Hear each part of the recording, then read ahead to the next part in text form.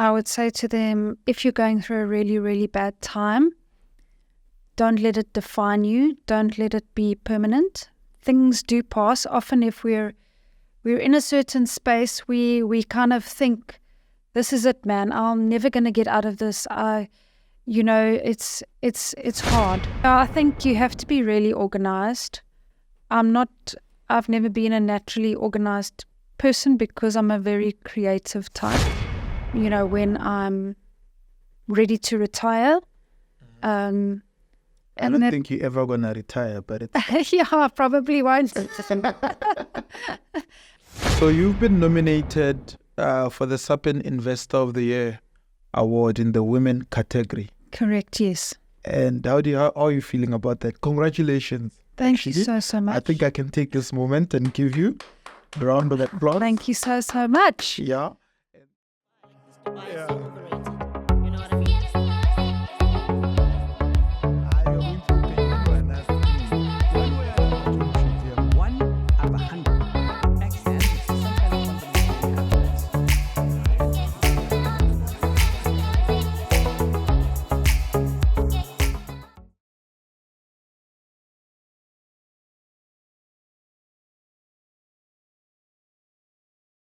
Episode 59.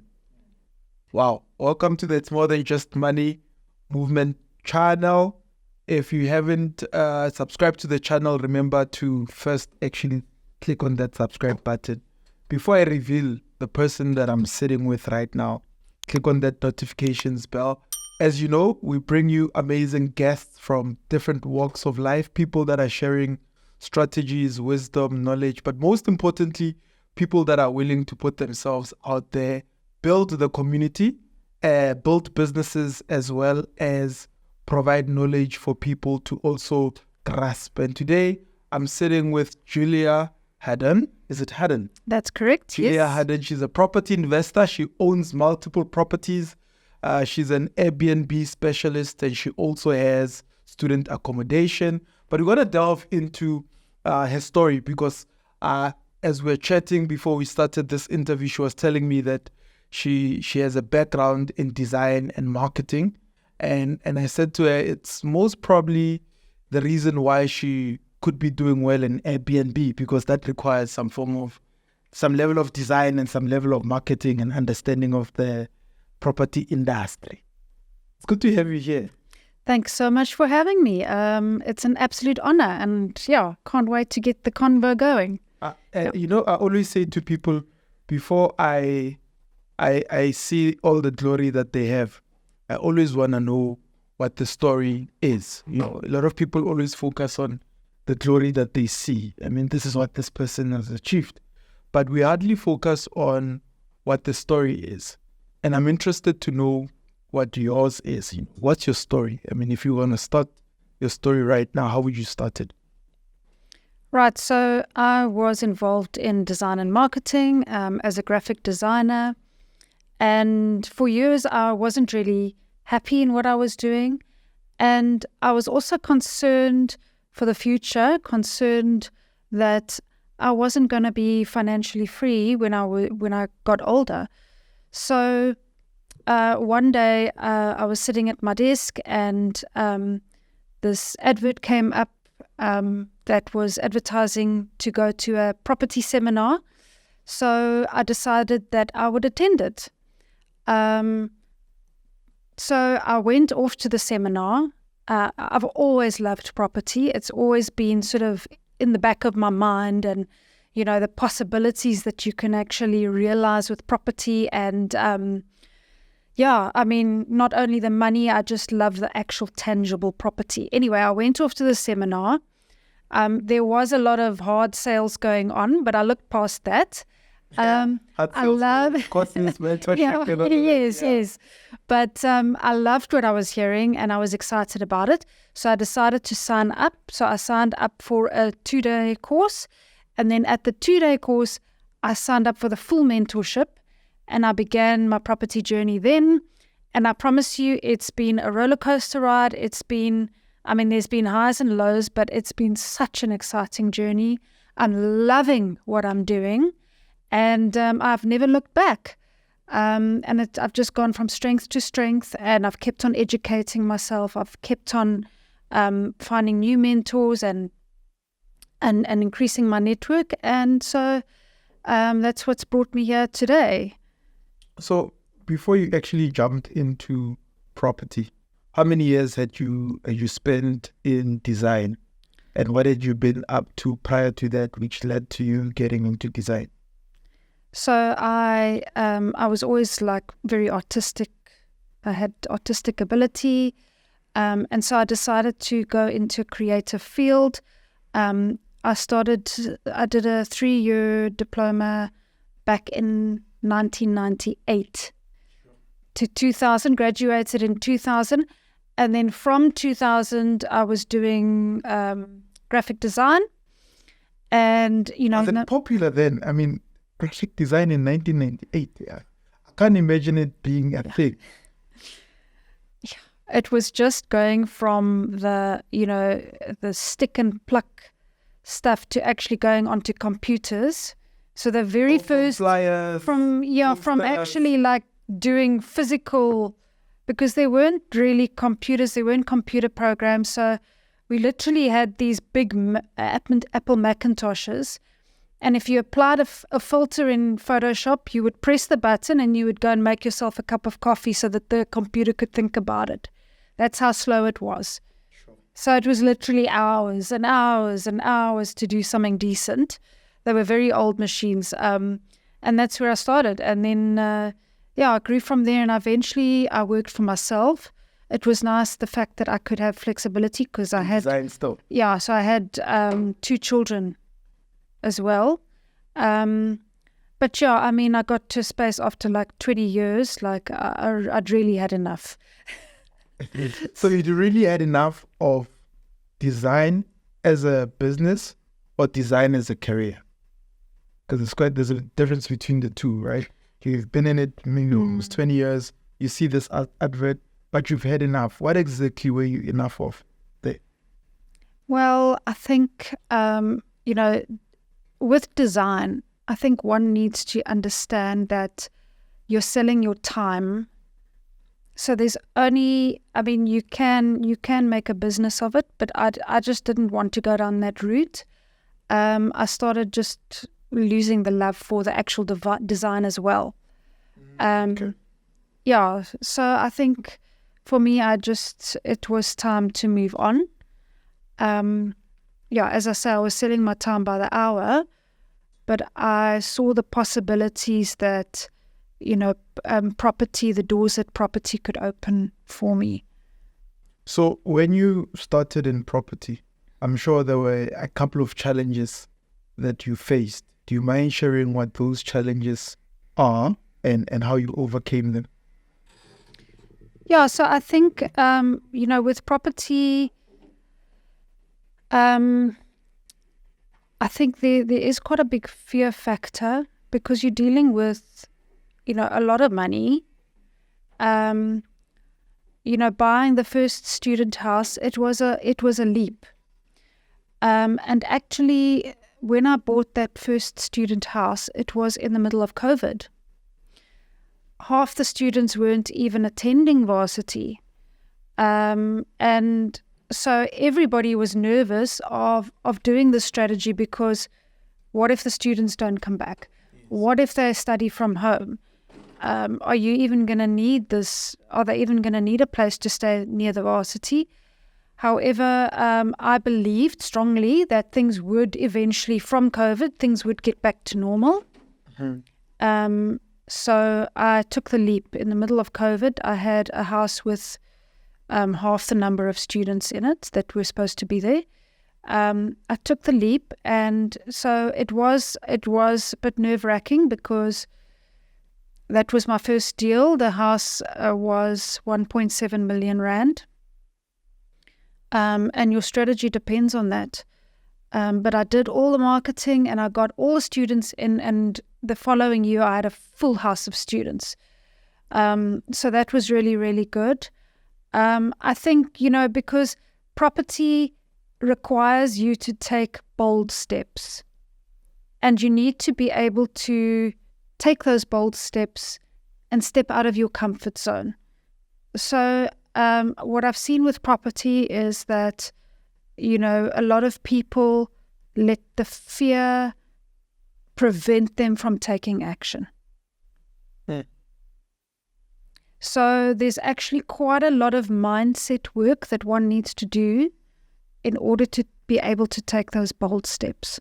So what sort of mindset work are you referring to?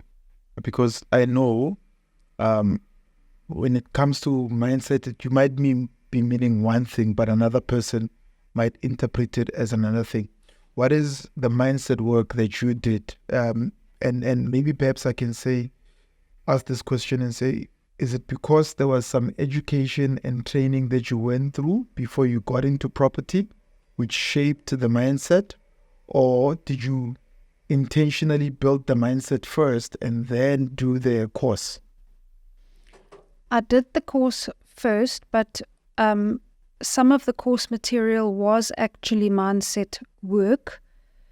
And that was really sort of digging down deep and sort of exploring things that perhaps were holding you back in life. Perhaps people didn't believe in you. You didn't believe in yourself, that you could actually do this. And those are the kinds of internal things that I think are quite important to do, to actually believe you can do this, have confidence in yourself, and take the steps needed. And if you're struggling with that, maybe you need to find somebody then to actually help you to overcome some of your internal obstacles that you have. There are different, in the world, there's different personalities. So my personality is that I'm not very risk averse. So I'm willing to take a risk, but then there's other people out there who are more risk averse. There's people that have grown up in a family where, you don't take risks. You get a 9-to-5 job and you save for your retirement. So that sort of concept, you have to sort of, some of those old beliefs and old traditions that one is raised up believing need to be shattered. So how then did your education, training and mentoring play a role in shaping your investment strategy?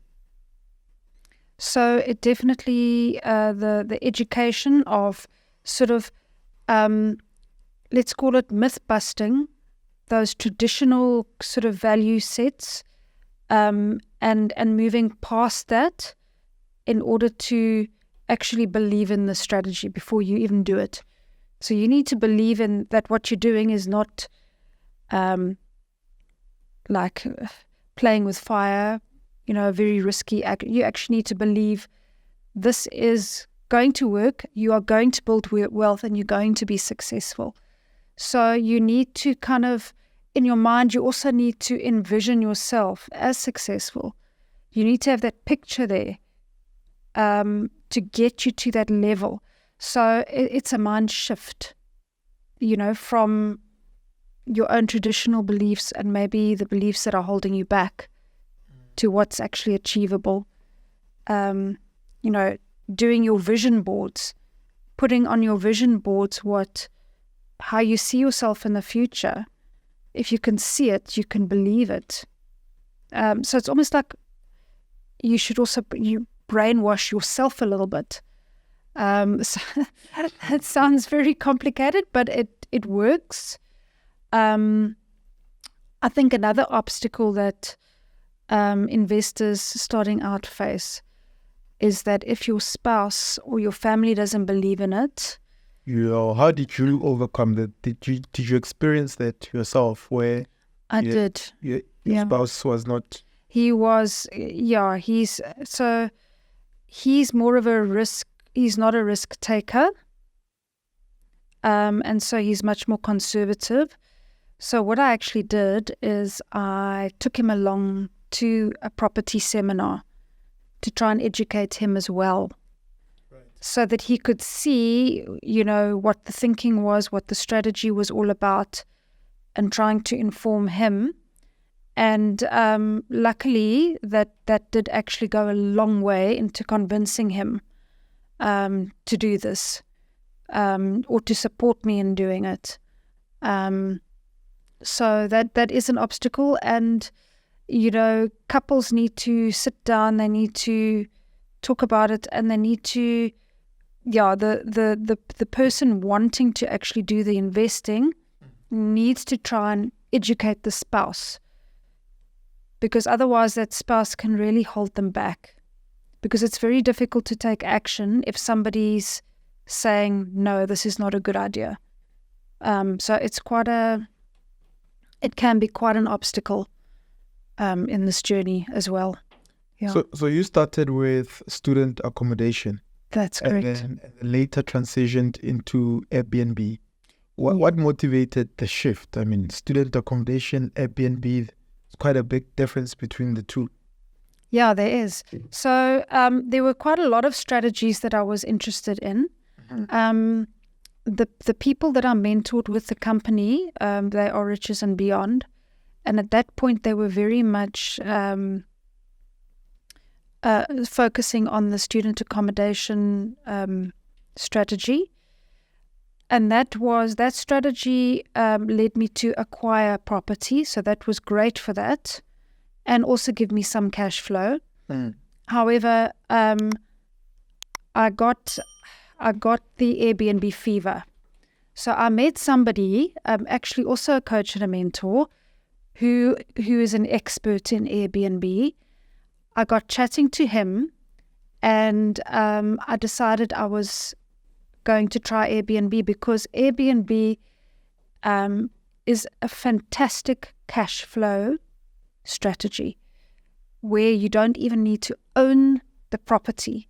You can literally go and rent a property, put it on Airbnb, rent it out, and take the profits, the profits that you get, the income that you get from Airbnb, subtract the rental and the other costs, and then the rest you take as profit. So I really loved that as a cash flow strategy as well. So I decided to do that because I had a cottage on my own property in Craigle Park in Johannesburg. I converted that cottage to a little Airbnb unit, and I couldn't believe the response. It was unbelievable.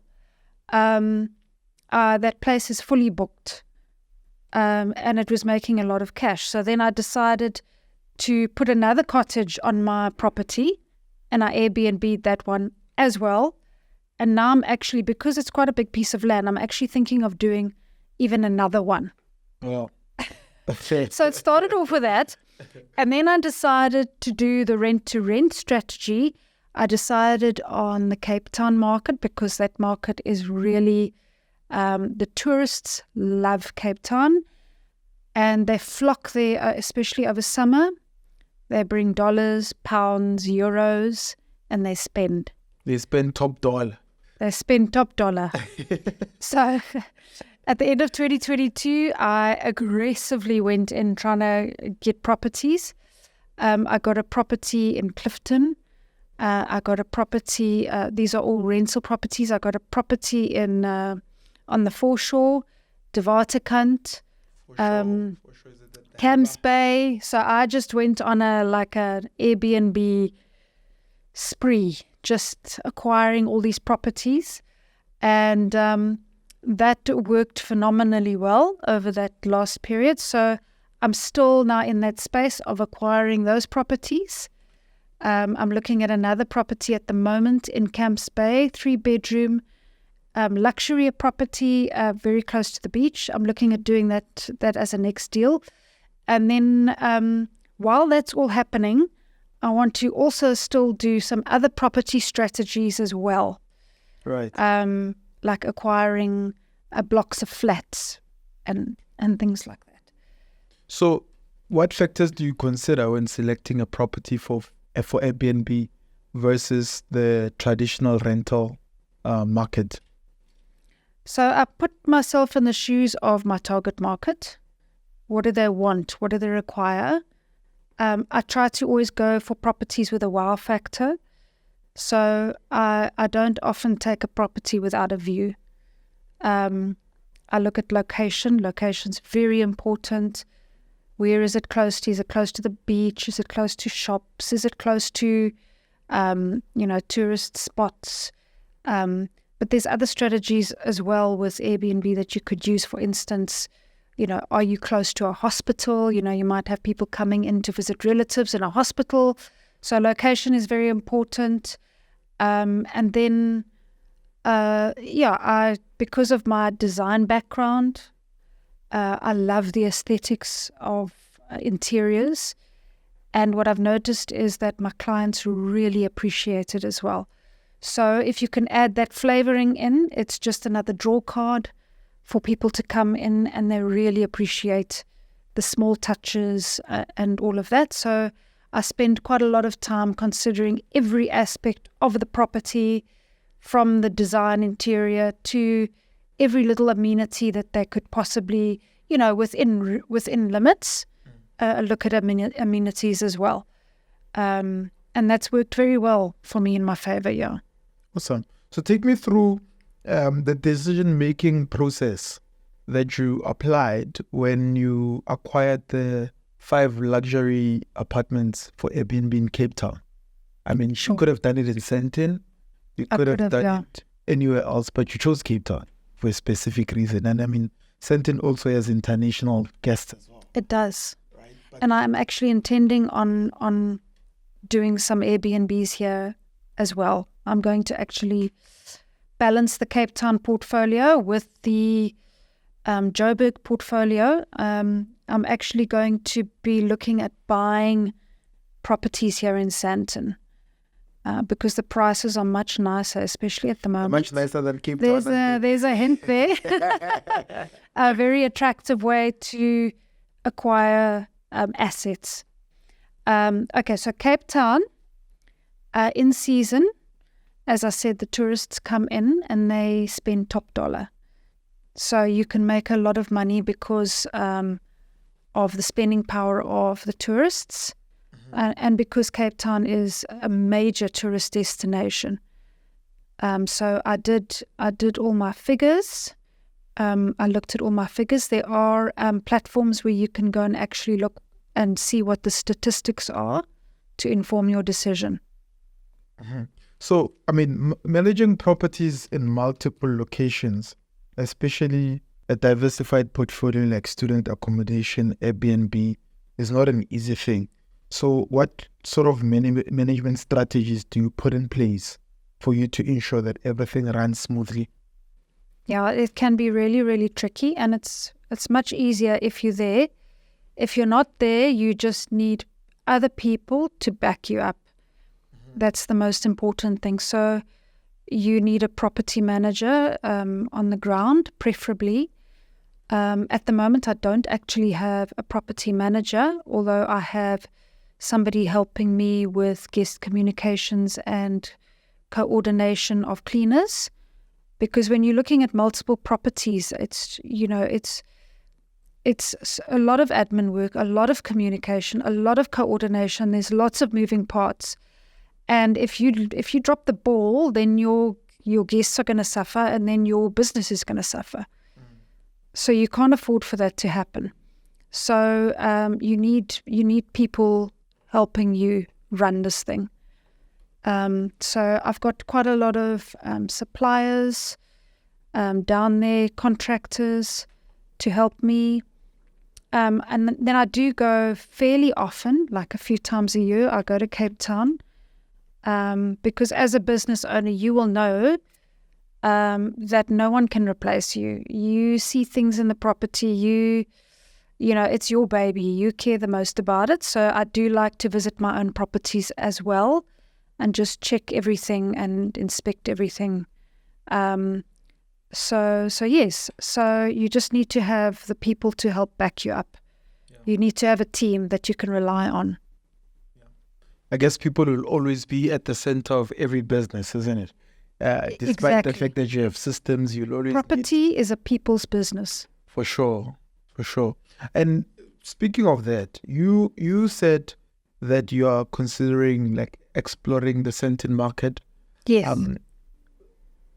Having that, as well as looking at what your future plans are, what is in store for you when it comes to your portfolio and what you're planning to do?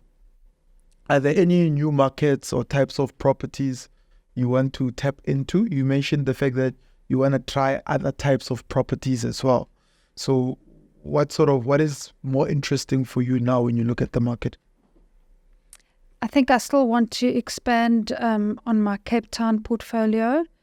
And then I definitely want to look at the Sandton market for Airbnb. I think it's a bit untapped as far as I'm concerned. I mean, I haven't tapped into that, and I think it's quite a nice balance because in winter season in Cape Town, things are very quiet. So, the cash flow issues come in. And I just would like the more consistent market of Johannesburg. And then apart from Airbnb, that type of thing, I would like to do perhaps buying of an apartment block, reselling the units, keeping some of the units, those sorts of strategies, and also some other strategies where I could perhaps repurpose a building, create something different out of an existing building. So how do you balance all these challenges and having such a diverse portfolio and still juggling the balls of being the mother? I mean, it's like you're juggling a whole lot of balls: business, entrepreneurship, being a mother, being a wife, being this. You're wearing different hats, and all of that would require you to have both your feet like stable and balanced. So how do you find your balance? Look, I mean, I've never found the perfect balance. So there's no balance?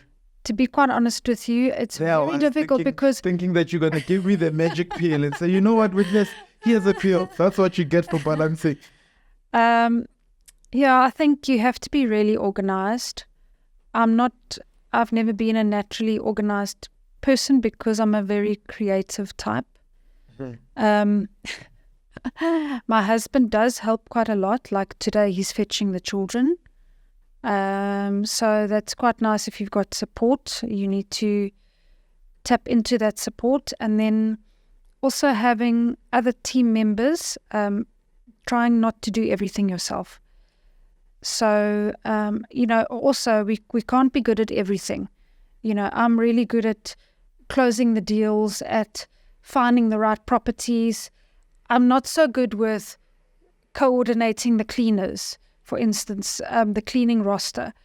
So I get somebody in to help me with that because otherwise I'm going to have guests check in and the apartment's not clean because, it's just... we can't be good at everything. So where there's gaps, we need to fill those gaps with people that can do that. Right. That's amazing. So what does financial freedom mean to you? Well, to me, at the moment, during the summer months with Cape Town's Airbnbs, it's fantastic. But during the winter months, it's tough.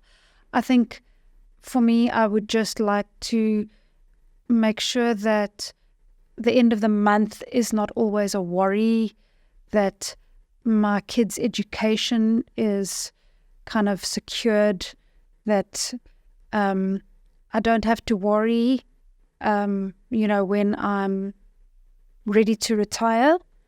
I don't think you're ever going to retire, but it's... Yeah, I probably won't. But that's fine. I want to be able to, when I retire, say, should I take this project on? No, let me do the next one, So just to be in a position where one isn't under pressure, you can do the odd really nice trip. You can also, if there's somebody or something in need, you can give to a charity, you can give to people who are in need, you can also empower people. So I think that's where I would want to be. And I really regret not having started this earlier on in my life, but hey, it's never too late. So I'm almost 50, and it's never too late to start. How do you then, and maybe what advice would you have to other people that are about to turn 50 but haven't started, right? And also add this to the question that I just asked. How has property investing brought you closer to your goal of financial freedom? And how can those that are about to turn 50 start? So the good thing with being older, say about to turn 50, is that you actually have a lot of experience in life. You may not even realize it, but you've got a lot of experience in life that you can actually take with you, even if it's not in property investing. It's in many aspects of life in your previous career. So that's a great thing. And you're probably in a position where you do have a little bit of money to spend on doing property courses, doing mentorships. So from that point of view, it's great. It's good. So I would say don't let age hold you back, because you may be one deal away from actually making a lot of money. So with property, there are a lot of possibilities. So yeah, and with anything in life, it's never too late to pursue your dream. Yeah, so you've got a very optimistic mindset, right?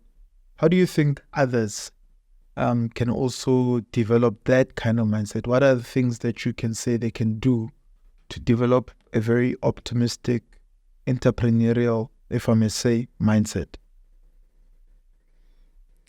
Yeah, look, some people are very fearful. And for those people, I would say the more education you have, the more comfortable you feel. And really, for those people as well, once you've done your first deal, once you've actually put your foot forward, that gives you a lot of confidence to go and do the next one, and the next one, and the next one. So sometimes it's just a case of just start. Just start. Just put one foot in front of the other, one at a time, and and make a start, and then you're off. Because if your first deal is successful, if you do it the right way, the proper way, all you need to do is take that same deal and copy and paste, copy and paste, copy and paste. Yeah.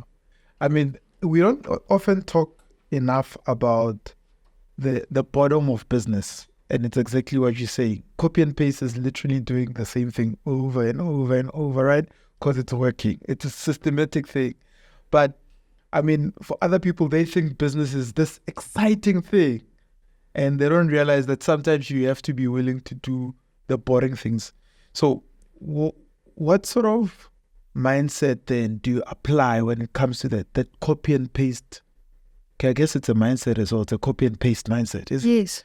All right. And can you go deeper in terms of that?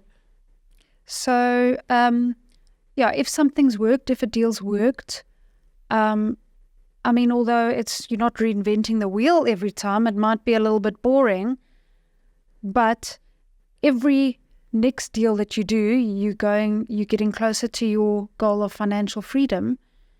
And it's really great to have the money, and to be growing. So that in itself is quite exciting. Yeah, I mean, in terms of the admin, I'm not an admin person. It takes discipline. So I'm a work in progress in terms of my discipline, because I still procrastinate when it comes to doing my admin. But it's one of the habits that you're going to have to develop is discipline. And also, for instance, like procrastination, sometimes you use procrastination, you use excuses because you're actually fearful of something. So sometimes, you might even need to visit a psychologist just to unlock what's actually going on internally. But very often, once somebody's started, once they've done their first deal, you're A for away. Just get to that first deal. So basically, and then you're out of the starting blocks. Then, 80% of it is showing up and starting it and making that decision and being committed to it. What's the one key lesson that you've learned in your journey that you wish you had known from the beginning? Not sure what the key lesson would be. I've learned so much. I've grown so much. I think, with property, I think it's just very important to sort of grow your garden so that you attract people into your garden. Sorry, this is quite philosophical. Instead of chasing. So you need to create your power team. You need to create your networks. You need to create people around you that you can trust. And you need to, like what I'm doing is I'm trying to create a good track record for myself, to build up credibility so that it's easy to attract people to come and invest with you, to take you to the next level. So I've had a lot of mentorship. I've had a lot of mentoring in this space. And mentoring works. So don't be afraid to spend money on education because it pays back all the time. It pays back. The highest dividend, they say. Yes, if you listen to your mentor. So don't do it and then say, oh, I know better. Yeah. Listen to what they have to say because they're very experienced and they know what they're talking about. Oh. Yeah. So you have to be coachable. So you've been nominated for the SAPIN Investor of the Year award in the women category. Correct, yes. And how are you feeling about that? Congratulations. Thank you so much. I think I can take this moment and give you a round of applause. Thank you so much. Yeah. And then ask you how you feel about it and why, in fact, it would be important for you to win that award. I'm super excited about it. I'm very honored and I feel very privileged. I've seen the other women in the category who are also finalists, and they are go-getters. They have done amazing things. And honestly, if one of them won, I would be very, very happy for them. And I would know that I've gone up against the best. So for me, I feel like already I'm a winner. Even if I don't take the actual prize, I'm already a winner. I think for me, it would be important because, firstly, I think that, I've really pushed hard. Like, property investing, it gets easier and easier, but, especially with my family, it's been tough. So for me, I think from that point of view, I would love to win just because of, how aggressively, how quickly I've grown my portfolio. I do believe that I'm deserving from that point of view. I'd also like to use the award to be able to showcase my property journey to other people and to show them that I am credible and that I can actually use that to attract more investors to invest with me in my property journey. So I'm looking to build up my public image as well. Sure. I like the word build up. So the word is being used in property, it's been used in building an image, it's been used, it's used everywhere, and I love that. Yes. So if you were given an opportunity to speak to your young self, what would be the conversation that you would have with yourself? Let's say you were in your teens, early 20s. What would be that conversation that you have with the young Julia Haddon?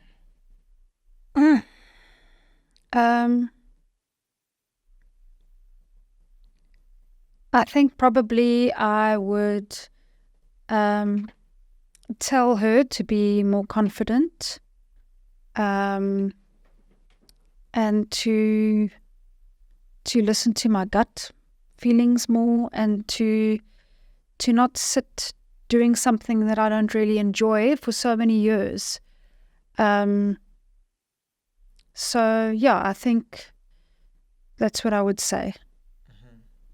And if you are then now, as we draw to a close, given an opportunity to speak to the young person who's at home, they might be black, they might be white, they might be Indian, they might be colored, they might be South African, they might be a foreigner, I don't know. Somebody might be sitting, watching through that, obviously that screen, and they're saying, I hear your story, but you don't know what I'm going through. What advice would you have for that young person, for them to start and to build and to scale and to get to a better place? I would say to them, if you're going through a really, really bad time, don't let it define you. Don't let it be permanent. Things do pass. Often if we're in a certain space, we kind of think, this is it, man. I'm never going to get out of this. It's hard. I would say reach out for help.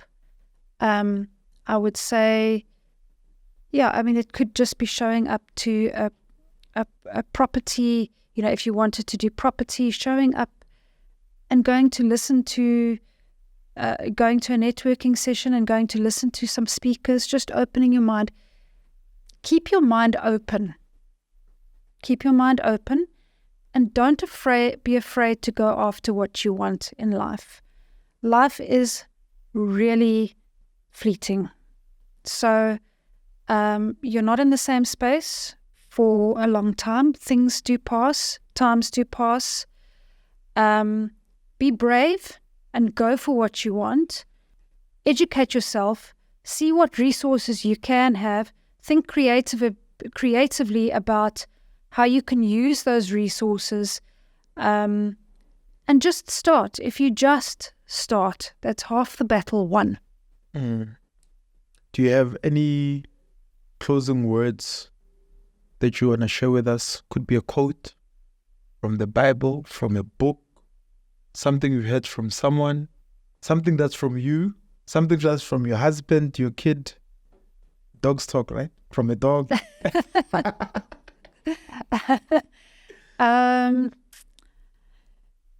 I see so many beautiful quotes every day, and I'm like, oh, I must remember that one. Oh, I must write this one down.